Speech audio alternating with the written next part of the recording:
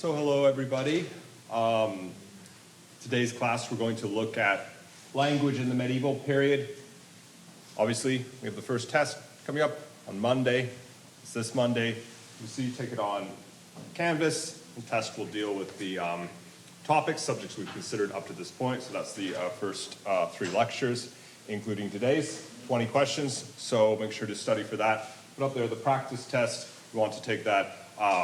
Be aware that the questions don't necessarily correspond entirely to the content of the course since it's changed over time, but that'll give you a sense of at least what the test will look like. So just download the PowerPoint and then just play it as a slideshow in order to take the test. Correct answers are shown when you click forward.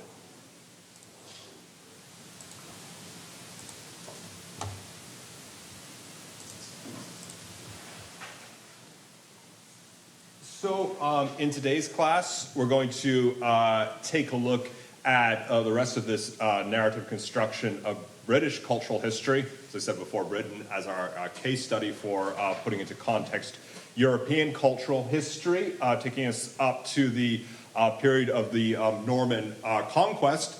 And then in the second half, we're going to take a look at language, and that's basically paired with the medieval period, although we're also going to look at it in a contemporary context. So, where we left off last time, thinking about the Celtic inhabitants of Britain. Remember what I said last time, that these were not the first native inhabitants of the British Isles, but rather the first that were brought into recorded history, because there were things written about them. The Romans in particular wrote about the Celtic people who lived in the British Isles, and also part of the continuity is that the Celtic culture, language, and traditions, or the varieties of those culture, language, and traditions have survived up to this day. Scotland, Wales, the Isle of Man, Cornwall, places like that. So that's the other reason to think about the Celtic people as the beginning of recorded history in Britain, because we can trace the arc from earlier period all the way up to the present day. So we left off last time mentioning the Druids, these religious leaders who were involved in other things as well, like education and medical treatment. Mention a little bit further about the solar religion that I mentioned when we get to talking about religion. That's a pagan religion, not Christianity. But here are just a couple of other detailed points of interest when we think about the Celtic people and their culture. Again, we're not dealing with their particular written records since they didn't leave any, so we have to look at the records that others left, plus the artifacts that they left behind. And it seems as though they were big on cauldrons. This is one of those kind of archaeological finds from the past. There is the Gundestrup cauldron in particular, this quite impressive large vessel with these designs and faces on the side of it. This is one among a number of different cauldrons that have been linked to the Celtic people. As I say, there it probably dates from the 100s BC, so there's a window into their cultural past. And we always think in terms of combining the cultural with the pragmatic. Kind of makes sense that cauldrons would be a big part of their culture, because that's associated with things like harvests and feasting.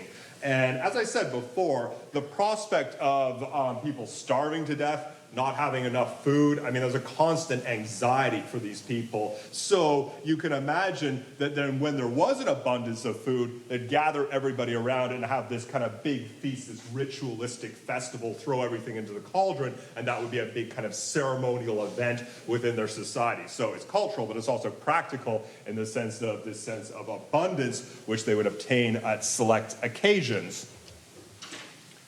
This has been kind of taken up and revamped and warped and distorted over time, because to a degree the Celtic people are also associated with cauldrons in more mainstream constructions.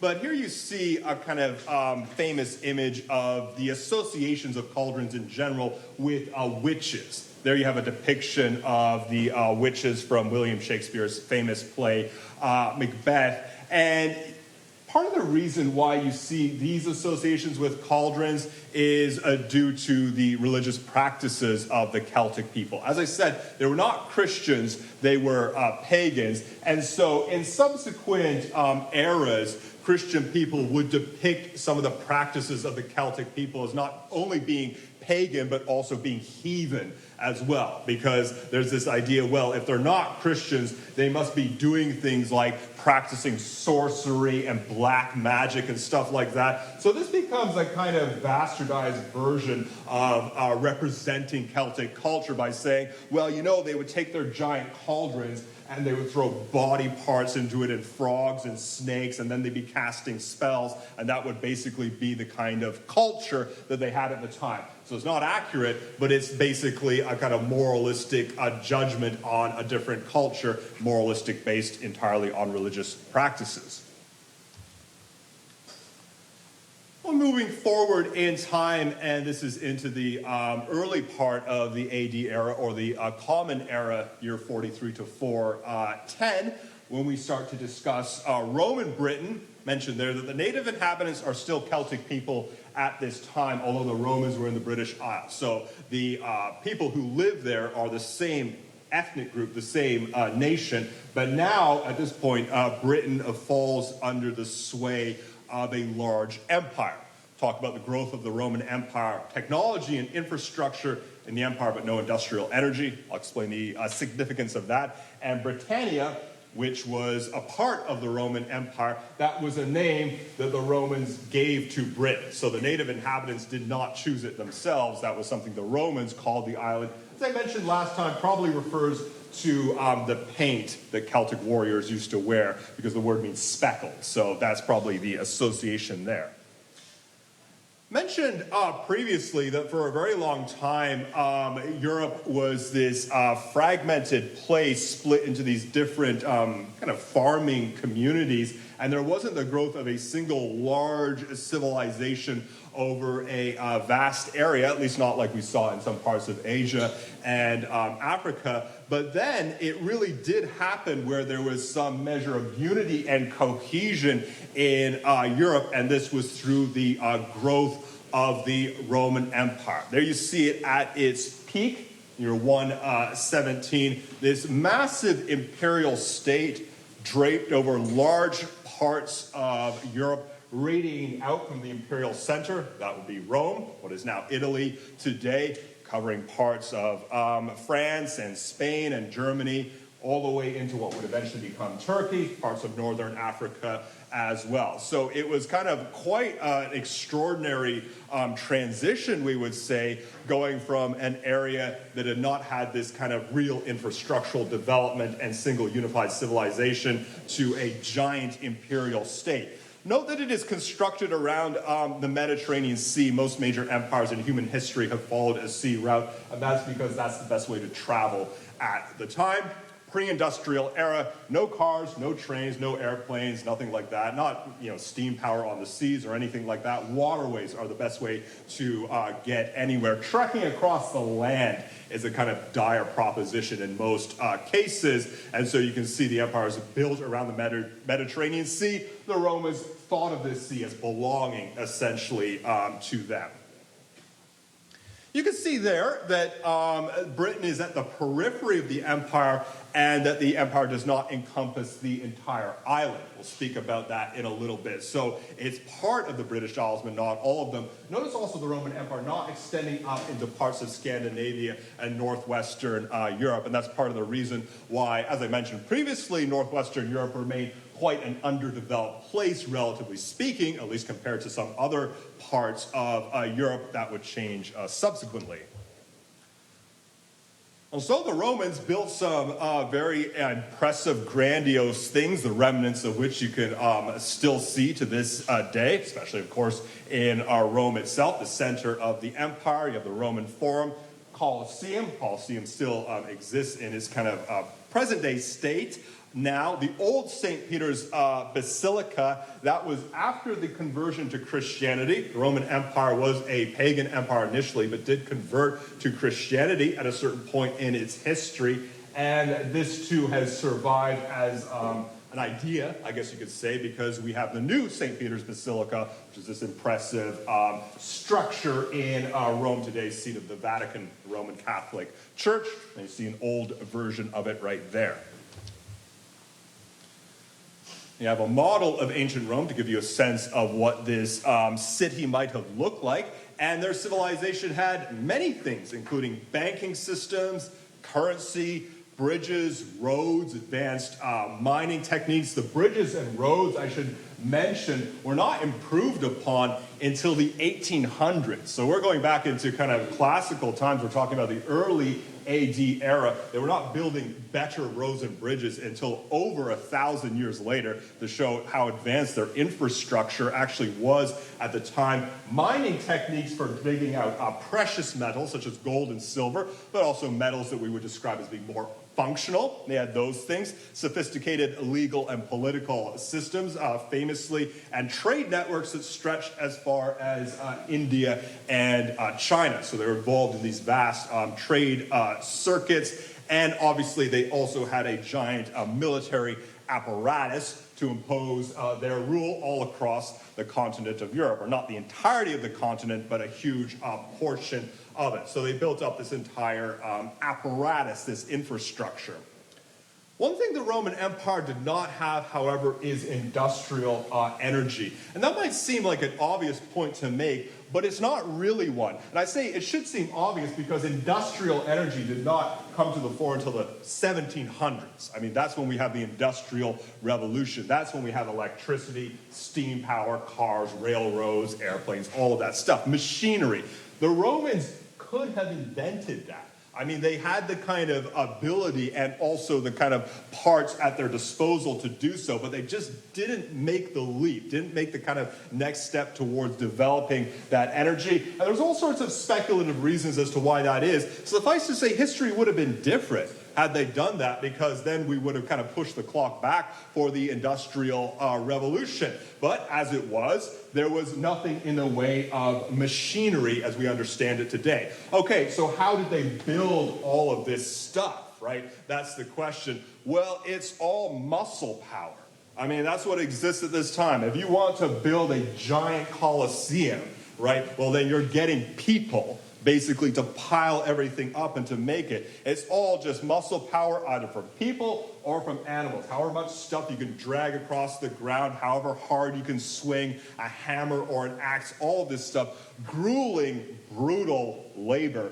And that is one of the reasons why slavery was ubiquitous in the Roman Empire, because they need people to do all of this grueling labor, and it was generally through people who were owned as property. Slaves, wherever they could basically get them, were treated as not citizens of the empire, but basically those who were owned by other people. Slavery, ubiquitous across the classical world, in many cases, not just laborers, but all sorts of people. Doctors, people who work in households, all sorts of different individuals who have no individual rights as citizens.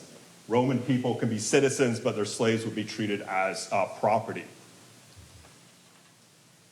How important was Britain to the Roman Empire? Well, you can see there, it's a vast empire, covers a whole lot of land. How important is Britain? Not that important. I mean, it's a peripheral place, basically. It's this island nation at the edges of the empire. Not to say they were indifferent to it, but it's still a long ways away from the imperial center in Rome. I mean, even today, right? London and Rome are not that close to one another, so think about it back in the day. I mean, this is a huge amount of land. As I mentioned previously, they had a presence in Britain, but they came there mostly as administrators, meaning they didn't overrun the local population. Still Celtic people living there. Still Celtic culture to a degree. The Romans are just there as these imperialist administrators, building things, building their own structures on a kind of small scale, at least compared to Rome. As I said before, they actually did not conquer or administrate the entire island. You can see the area that corresponds basically to Scotland in the present day was not incorporated into the empire. So if you go north of Hadrian's Wall, then you enter into a kind of different nation state. You can see a map of what Hadrian's Wall would have been, basically cutting off Roman Britain from what exists to the north of that. People to the north, most famously the Picts, were those who existed there, and portions of Hadrian's Wall still exist to this day. You can still see it in Britain if you look for it. It's a painting of Londinium as it may have looked during the Roman era in Britain. This was the era when they basically established London as being the primary capital city there. Note that kind of telltale grid-like structure shape to it. In the 2nd century, that would have been the 100s AD, Londinium emerged as the largest city in the British Isles with an estimated population between 40 and 60,000. Not a big place, certainly not by comparison to Rome, but the biggest city in the British Isles at the time. The first permanent bridge was probably constructed around 50 AD or 50 CE, however you want to say it. And that basically cemented the existence of a city there. Ever since there has been a bridge across the Thames, there's been a city there. Because they, want to have a way to cross this river on foot. They construct a bridge. Thus a city grows up around it. Eventually it grows into the seat of Britannia and subsequently remains the most important city in Britain thereafter. Romans introduced a lot of different things to Britain, including their different roads and bridges and baths and stuff like that, but as I mentioned, on a fairly moderate scale. Well, the Roman Empire did not last, and we can point to all sorts of different reasons for its downfall. That's something that many scholars have studied a lot. And all the different factors that come into play, but I think the simplest reason that we can give, a kind of encompassing reason, is that empires don't last, that nothing in history is eternal, and it doesn't matter what kind of great civilization you build, it's not going to stay around forever. The disintegration of the empire was the same as the disintegration of many empires across history. With the Roman Empire contracting around this time, in the early 5th century, you have the Romans abandoning Britain. The empire continues to shrink, and they basically left it open for a new phase of its existence. This would be Anglo-Saxon England. You see the occupation of what would eventually become England over time. A couple flashpoints here to talk about this next stage in British history. The Anglo-Saxons and Jutes invade Great Britain, arriving as conquerors. We're breaking down the idea of linear progress in history, and we're also going to consider the Viking invasions and settlements. We have the map of the Anglo-Saxon invasions of Britain from the early 400s to the mid-600s, and note that their occupied areas correspond roughly to the current borders of England. This was actually a group of different Germanic tribes, so not a single nation, and certainly not an empire, but rather these kinds of fragmented groups of people that were similar to one another, had similar cultures, but were not interchangeable with one another. Three major groups: the Angles, Jutes, and Saxons. The Jutes lost out on history a little bit because they didn't make it into the name Anglo-Saxon, but they were a part of it as well. Note coming not from within the Roman Empire, but from what is now northern Germany and Denmark. So that's where they originated from. They came as conquerors. So this is different from the Romans who arrived as administrators and basically left the Celtic population intact and were administrating this empire, this imperial state. No, the Anglo-Saxons basically wiped out the local population, or at the least drove them to the periphery of the island. And you can see that with the structure of the invasion routes. They end up in the area that corresponds to England. Look at the areas that they did not end up invading. You have Wales to the west, and you also have Scotland as well. And in the corner, you also have Cornwall, which still has a kind of Celtic presence to this day. You can see that when you take a look at the borders of England to this day, British Isles as a whole. So this was the kind of invasion of conquest and subjugation. They basically take over the island. So you see these different versions, these different forms of invasion and how they can proceed. You might ask, why didn't the Anglo-Saxons and Jutes take over the entire island? Geographical factors were likely the biggest cause here. Wales is a very mountainous region. So it's difficult to conquer it as a whole. Difficult back in the day, difficult even today. Scotland as well. You notice the kind of tapering effect, that kind of narrow neck that Scotland has. It makes it easier to defend that region. And also, once you get into the highlands of Scotland, that too is a very mountainous region. So just topography, geographical factors. That's probably why they were consigned to what would eventually emerge as England. And so geography plays a big role in kind of setting up the course of history. Here you have a recreation of an Anglo-Saxon village, give you a sense of what it might look like. One historian remarked that the Romans transformed, quote, a world of stone into a world of marble. So it's taking something sturdy and functional like stone and turning it into marble, which has this kind of very impressive look to it. Marble's kind of picturesque with its famous sheen. The joke is that the Anglo-Saxons turned a world of marble into a world of wood. And there is a lot of truth to that. You'd have to say, when you look at Anglo-Saxon culture and civilization, that it was something of a regression, at least on just the level of the kind of technology and the kind of things that they had. Just if you look at it in objective terms, the Roman Empire, the Romans as a whole, were much more advanced than the Anglo-Saxons in terms of their political systems, in terms of, mining techniques, their military, all the stuff that they had. The Anglo-Saxons were more these scattered Germanic tribes that entered the island. And here you see something that is very instructive when we think about cultural history, because I think our inclination is to assume that history is always moving in this linear, progressive way. We're kind of trained to think that we're always advancing over time. We always have better technology today than we had in the past, and everything is sort of on this endless path of improvement. But if you look at the course of history, it's not really the case. It's a much more winding, circuitous path than that. And you might have groups of people like the Anglo-Saxons, they're not interested in keeping up Roman civilization because it's a totally different culture. So they just kind of abandon whatever the stuff they were doing and say, no, this is our society. We're bringing our version of culture here. And so consequently, Britain as a whole becomes a kind of different place during this era. What kind of culture?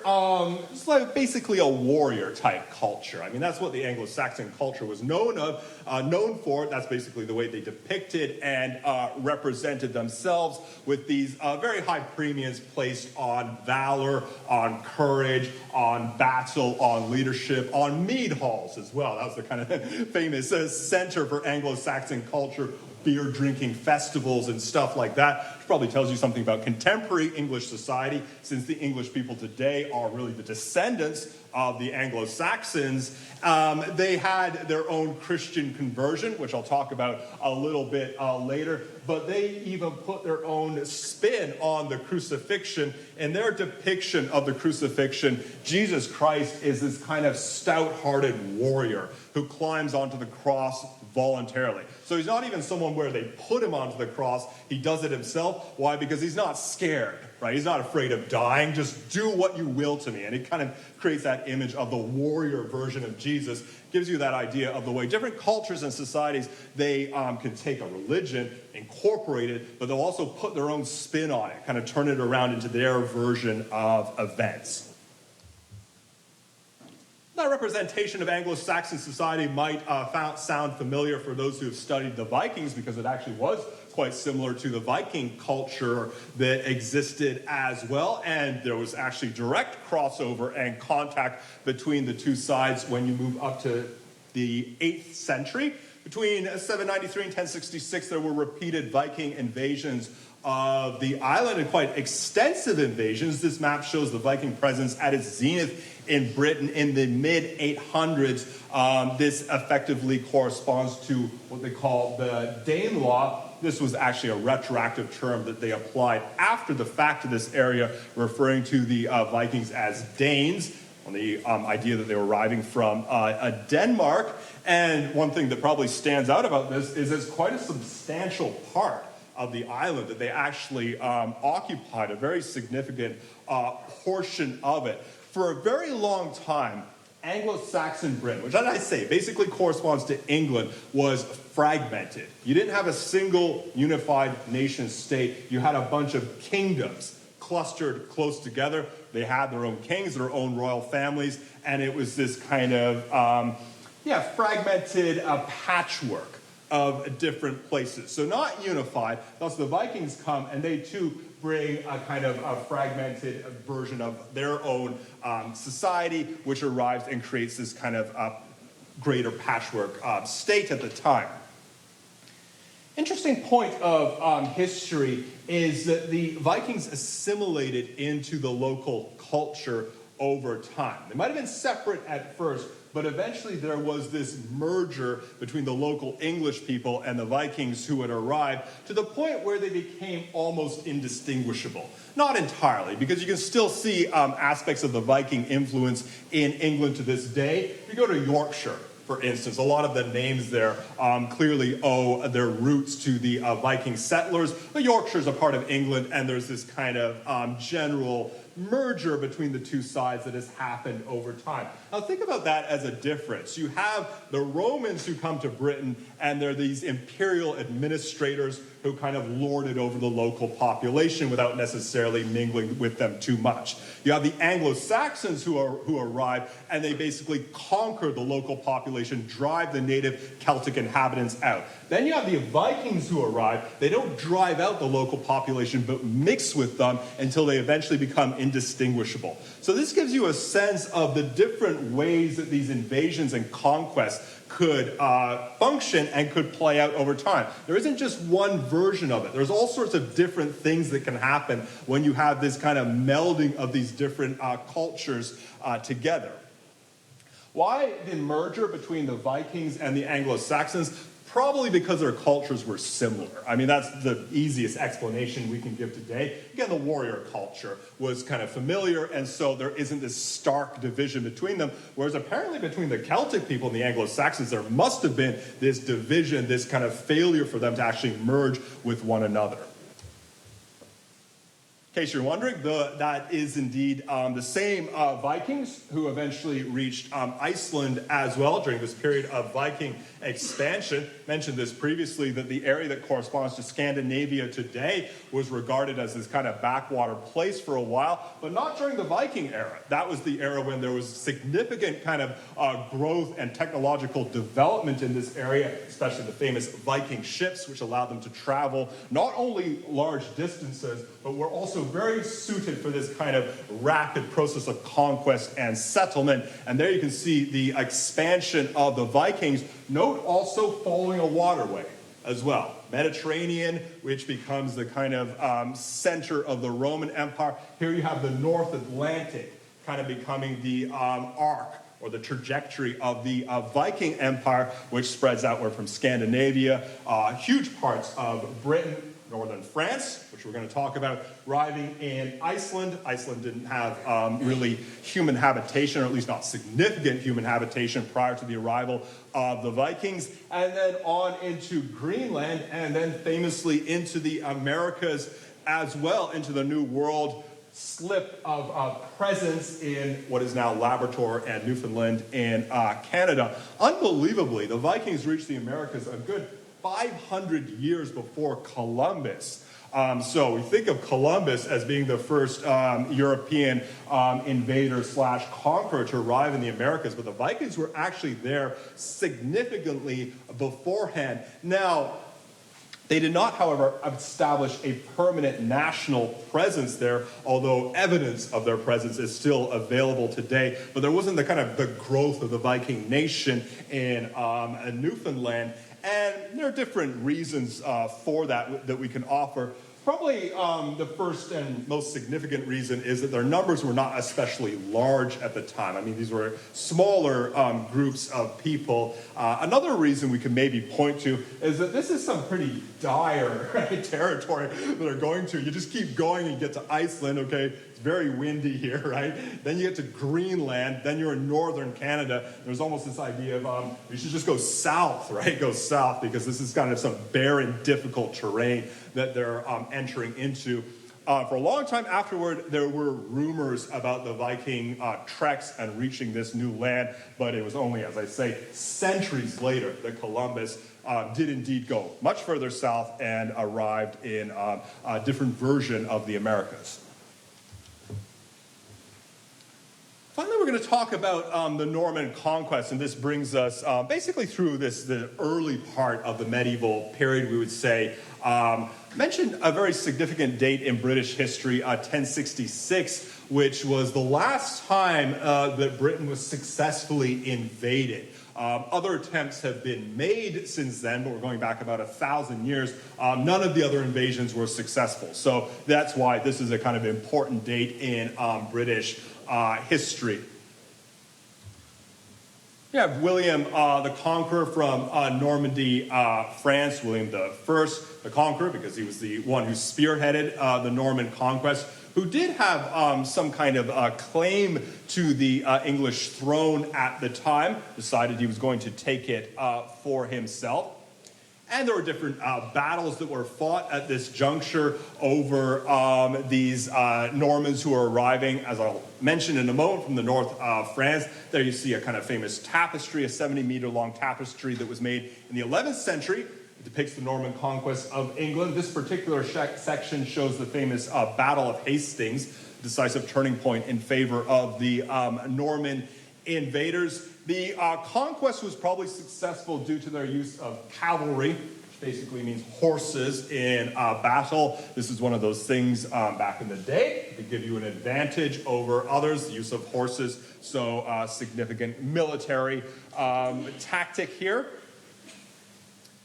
Where did the Normans come from? Well, as I said, they came from Normandy, which is located in northern France. I say there, after centuries of division, Anglo-Saxon England was finally becoming a unified and cohesive nation. Basically means that it had remained fragmented for a long time, but there was this sense of a distinct single cultural identity, national identity, forming around England. But the Norman conquest temporarily shattered this process by marginalizing the English, marginalizing the local population. The Normans arrived and they basically parachuted themselves into positions of power and authority and pushed the local inhabitants more to the periphery of society. Since they were coming from France, this effectively meant that they ended up speaking French at court. That became the language of high society in England at this time. The ruling class was basically speaking French, which had serious implications for the development of the English language. The Normans came from Normandy, but they were actually descendants of Vikings as well.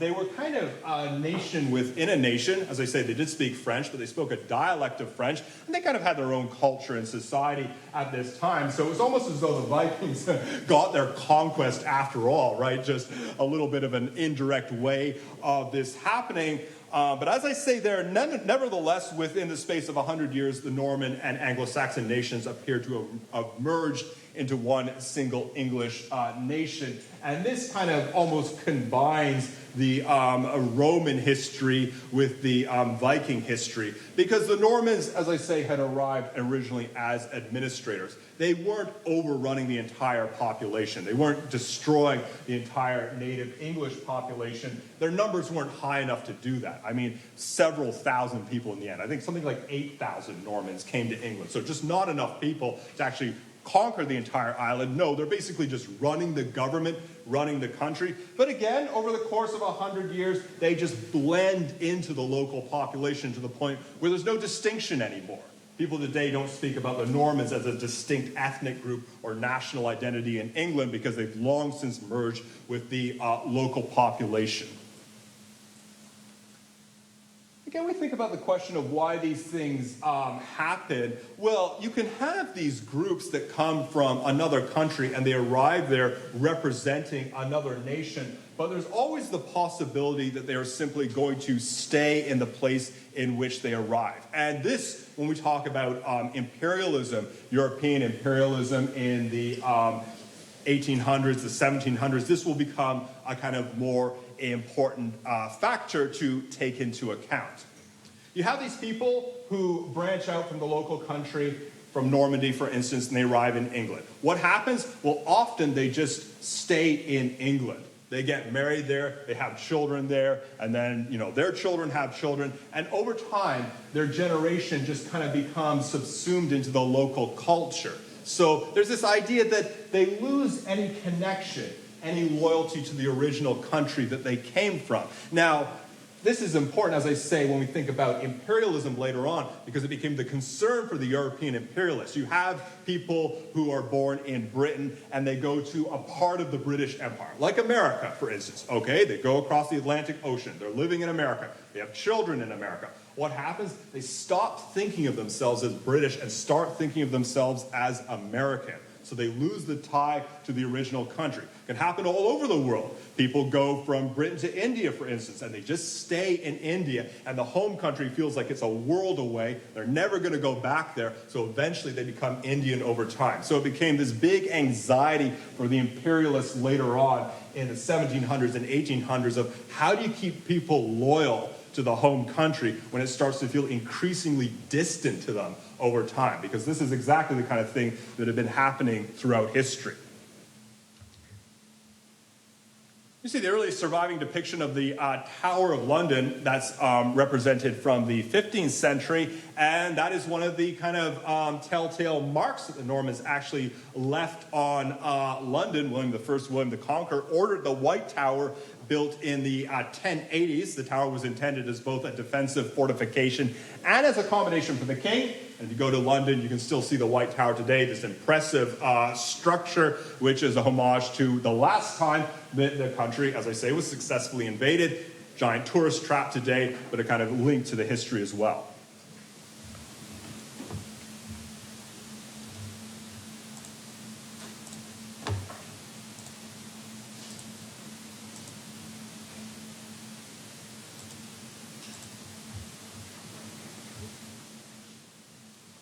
Okay, so just before the break, just going to introduce the topics that we're going to discuss with language and the medieval period. We're talking about the medieval period. Once we basically get into the era of the fall of the Roman Empire, then we're entering into the Middle Ages. So the Anglo-Saxons were part of the medieval period, so too the Vikings. But now we're moving into the post-1066 era, which is still the medieval period, covers a very long tract of time, but kind of closer to the present day, closer in particular to the Renaissance, which we're going to discuss next time.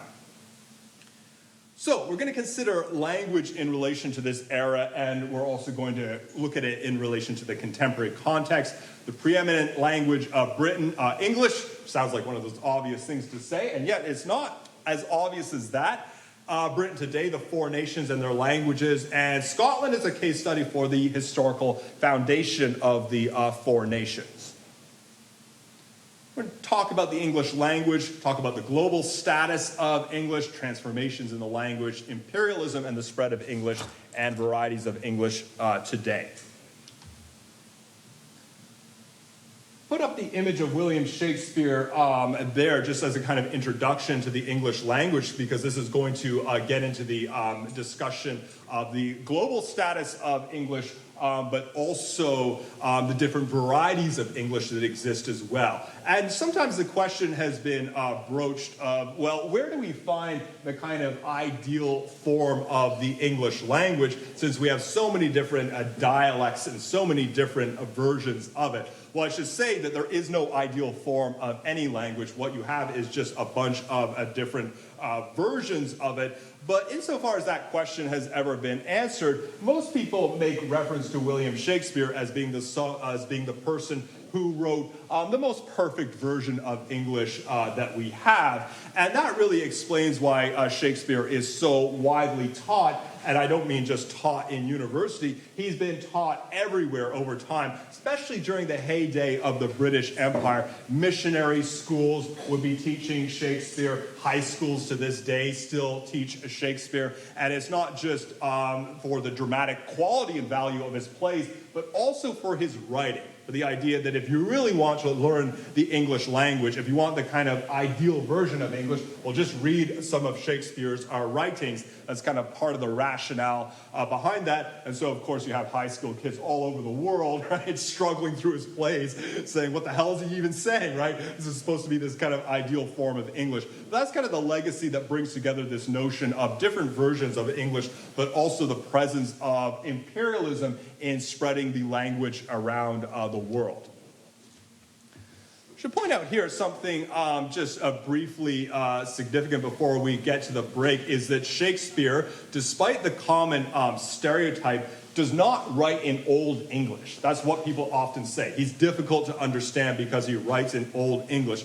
Shakespeare, you might be surprised to learn, writes in what they call early modern English, which is the same branch or same stage of English that we speak to this day. Right? You wouldn't think so, but his English is actually our English. It's just difficult because the vocabulary changes over time and also because he's writing in a more poetic style. So early modern English is present-day English, but we also have different varieties, different versions of English going back into the past. And I'll take this up next after the break. But if you want to know what Old English looks like, well, at the top there, that's Old English. And yes, that is indeed the English language, but as it existed about 1,000 years ago, that's what it used to look like back in the day. Kind of looks like Icelandic, right? It's sort of similar to that. So yeah, let's take the break now, come back and talk more about this afterwards.